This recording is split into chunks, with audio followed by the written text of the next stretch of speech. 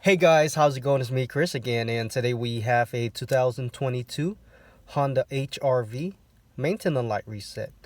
We are going to use this button right here, and just that button. Go ahead and turn on your car without starting. If you have the push start, go ahead and press it twice.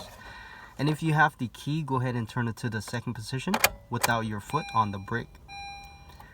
Once you do that, you're gonna get here, and we are going to use that screen right there. As you can see, it's on the service A. Go ahead and press that button earlier I show you, and if it's not on this page, go ahead and press that button. Keep pressing it until you find it, just like that. Now once you get to the service, go ahead and press that button and hold it. I say approximately 10 seconds. It'll switch to another screen.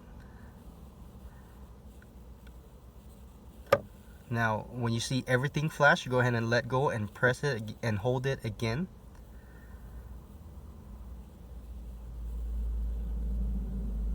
Until it turns 100. And that's how we do it, guys. Make sure you click that like. Thank you for watching, and I'll see you next time.